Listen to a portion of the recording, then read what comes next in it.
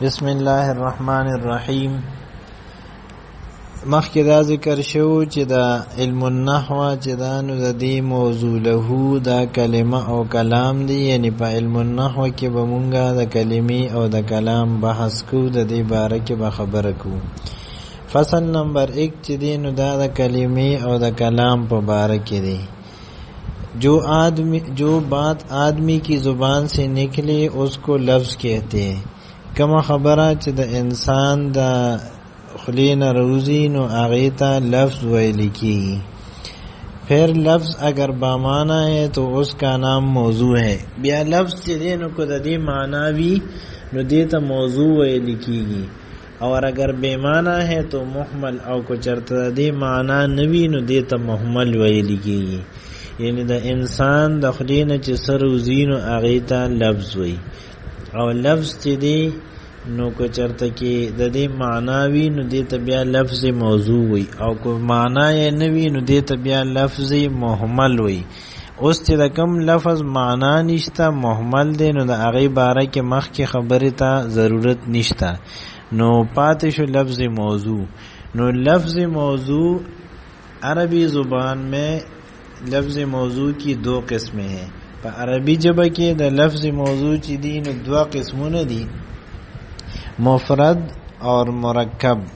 نمبر 1 مفرد دی، نمبر 2 چې دی نو مرکب دی.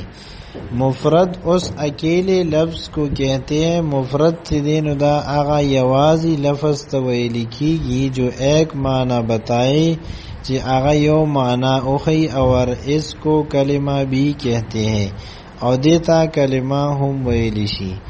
یعنی مونږ چې مخکې ویلو چې دا علم النحو موضوع له چې دی کلمه او کلام دی، نو هغې ته مونږ اوس رسیدو چې لفظ موضوع په دوه قسمه دی، مفرد او مرکب.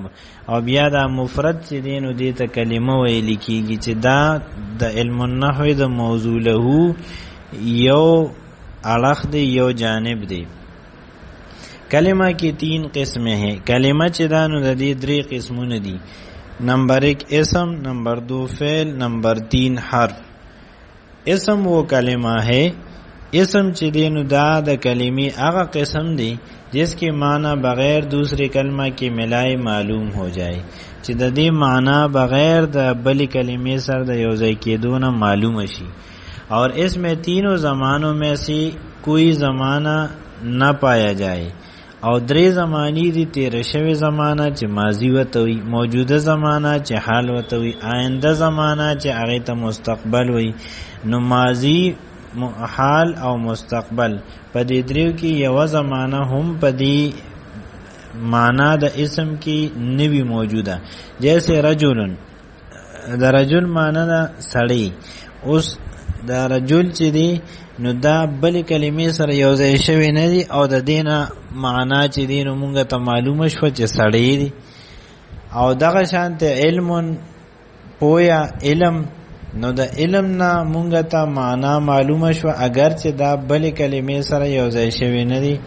او دغه شان مفتاح، چابی او کنجی، دا بل کلمې سره دا لفظ یو ځای شوی نه دی او مونږ ته معنا معلومه کړه. بل دا چې د رجل، علم او مفتاح چې دی نو زمانی سره هیڅ قسم تعلق نشته. رجل سړی، نو اوس سړی چې دی نو په دې لفظ کې او په دې کلمه کې نو ماضی شته، نه پکې مضارع شته، یعنی حال پکې نشته، نه پکې مستقبل شته.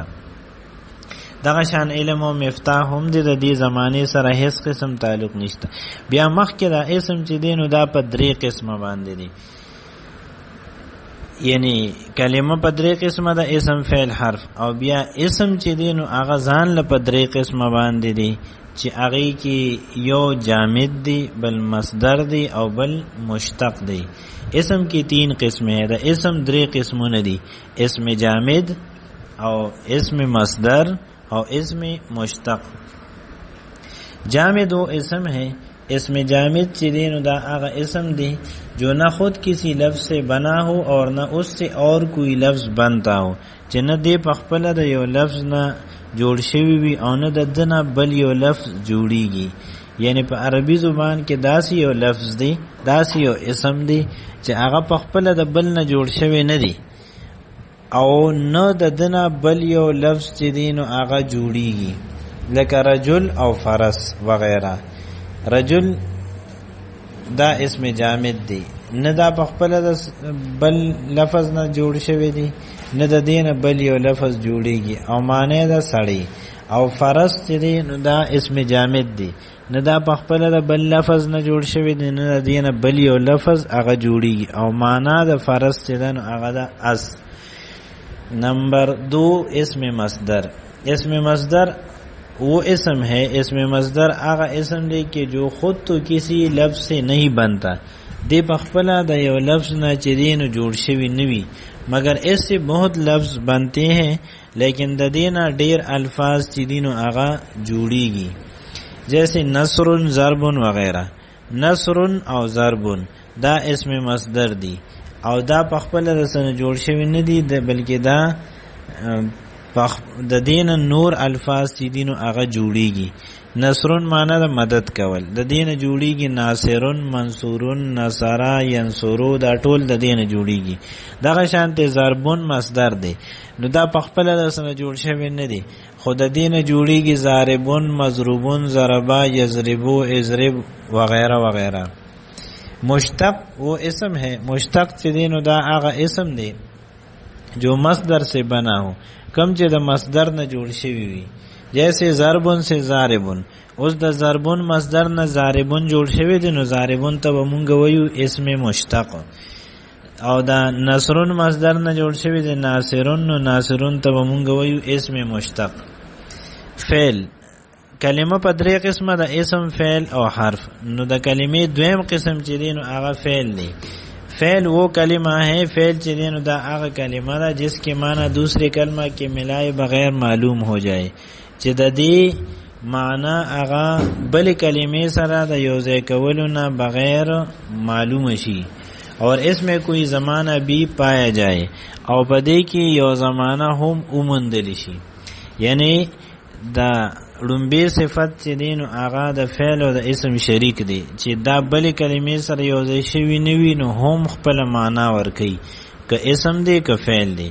خو دویم صفت کې دا فعل چې دین دا د اسم نه جدا شوی دی. اسم د کې زمانه نشته، نه ماضی، نه حال، نه استقبال. او فعل چې دین په دې کې د زمانه تعلق هم شته، د فعل تعلق به یا ماضی سره یا به حال سره یا به استقبال سره. جیسے نصرہ هغه یو سړی مدد وکړو، نو دې ځای کې د نصرہ نه معنی معلومه شوه د مدد. او دویمه خبره دا ده چې وکړو یعنی په تیره شوې زمانه کې وکړو.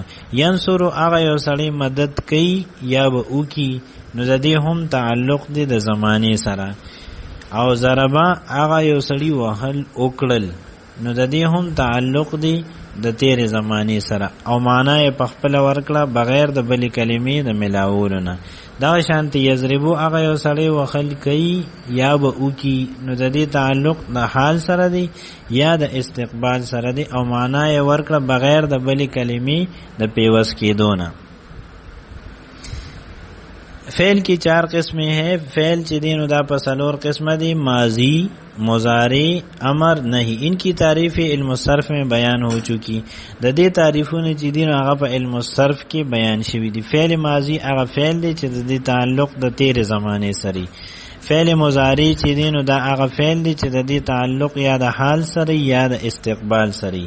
فعل امر دا هغه فعل دی چې په دې کې د یو کار د کولو حکم شوی. او فعل نهی چې دینو دا هغه فعل دی چې په دې کې د یو کار نه منع شوی وي. حرف دریم نمبر د کلمې په اقسامو کې حرف دی، اسم، فعل، حرف.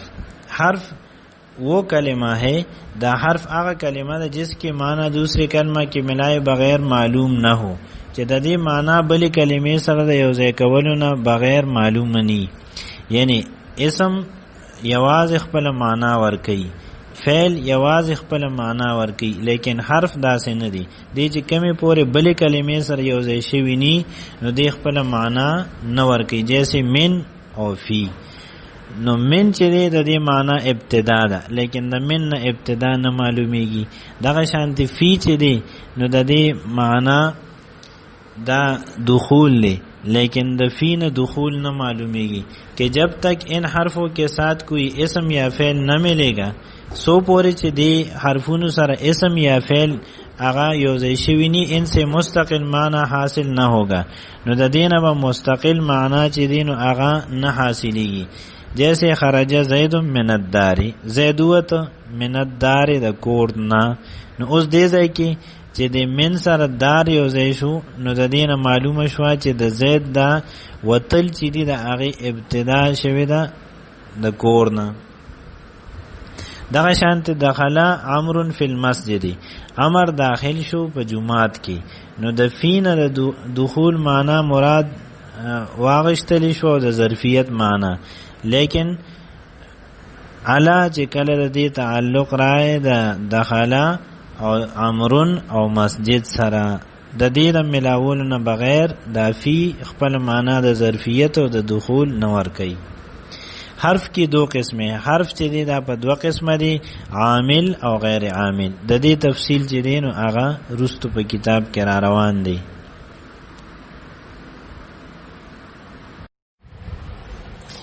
بسم الله الرحمن الرحیم.